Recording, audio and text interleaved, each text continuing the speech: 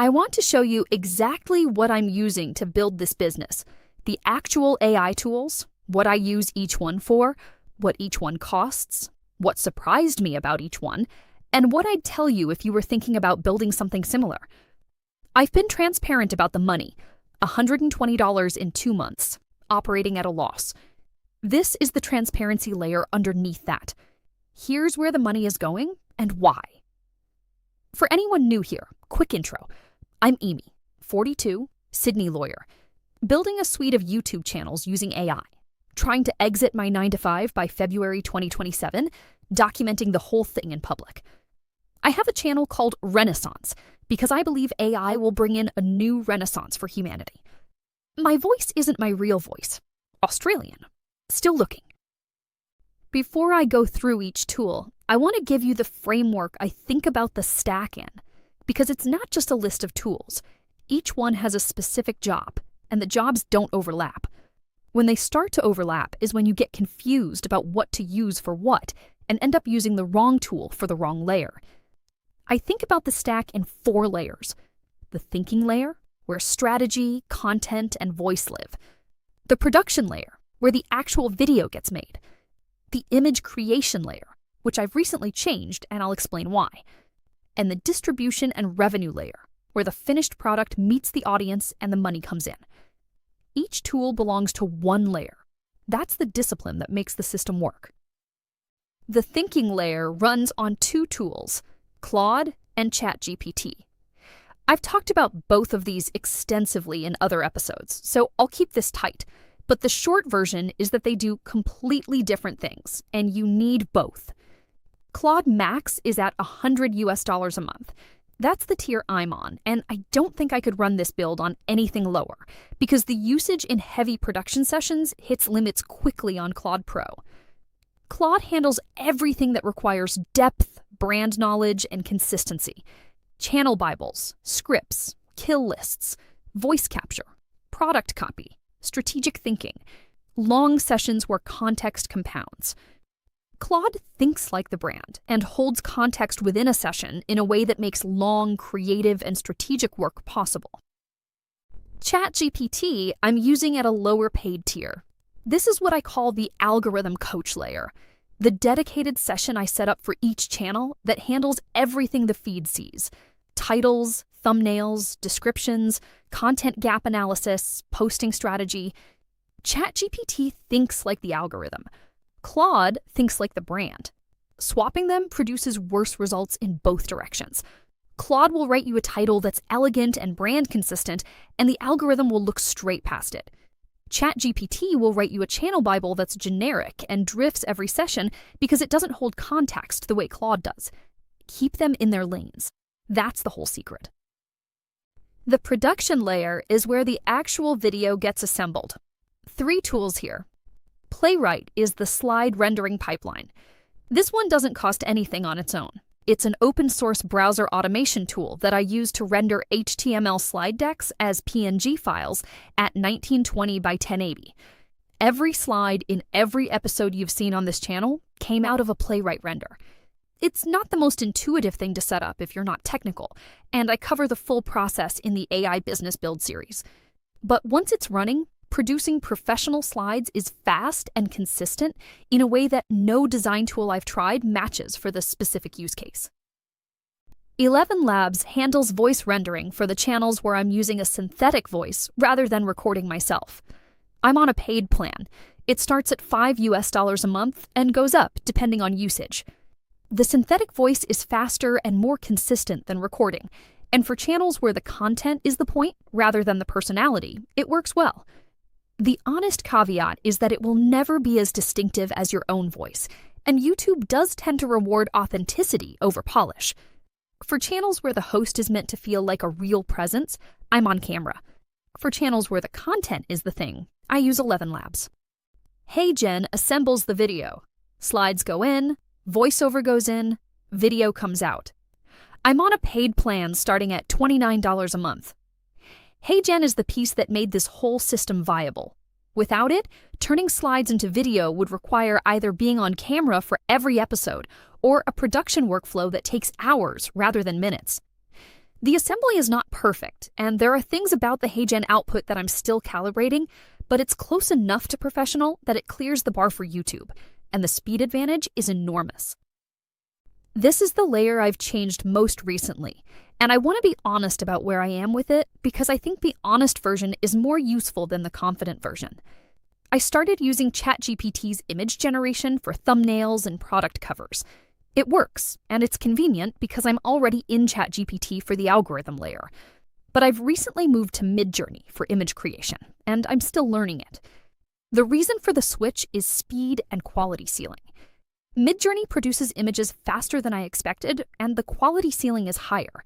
The visual output is more distinctive, more controllable at the aesthetic level, and closer to what I actually want when I have a specific visual direction in mind.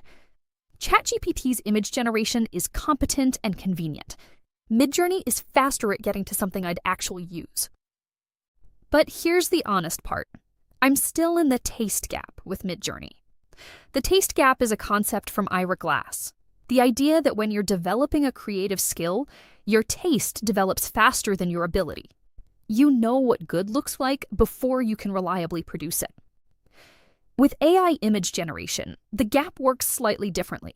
The tool produces things instantly, but knowing how to prompt for what you actually want, recognizing when the output is right versus when it's close but wrong, and being able to iterate towards something specific rather than just accepting what comes out, that's a skill that takes time to develop, even when the generation itself is fast. I'm in that gap right now with Midjourney. I can see what I want. I'm not always getting there in the first prompt. But I can see how it becomes a core part of the stack once I close the gap.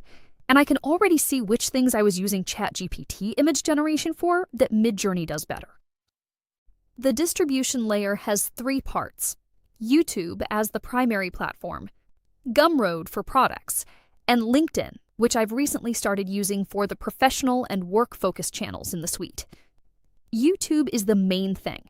Everything else in the stack exists to produce content for YouTube and convert that traffic into product revenue.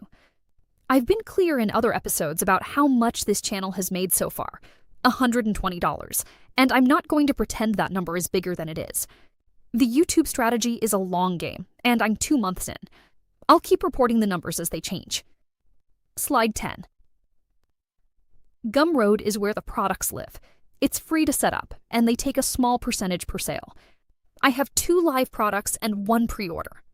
The model I'm building toward is a product layer that generates revenue independently of view count, because AdSense, at the traffic levels a new channel generates, is negligible, and the real money in YouTube is in what the channel sells, not what YouTube pays you to run ads against. I covered this in the AI Business Build series, episode 01, if you want the full architecture. LinkedIn, I've started replicating content on specifically for the professional and work-focused channels in my suite. The audience for that category of content, people using AI in professional, corporate, and specialist contexts, lives on LinkedIn in a way they don't necessarily live on YouTube. It's early, and I'm not treating it as a primary platform, but it's low additional effort to repurpose content there, and the potential upside for those specific channels is absolutely there for the taking. There are 2 platforms I've thought about and deliberately put on hold: Substack and podcasting. Substack makes sense for some of the channels. The more essay-style, philosophical content, like what I'm making here on Renaissance, could translate well to a newsletter format. And podcasting has obvious potential for certain content categories, particularly the professional channels, where a listening audience makes sense. But Sabrina Romanov's framework, which I've talked about in previous episodes, says lock into one platform and don't switch. Volume on one platform beats presence across 5. I'm on YouTube. That's the platform I'm specializing in right now. And I'm not going to dilute that by spreading across Substack and podcast hosting simultaneously. The one exception worth knowing about is Patreon.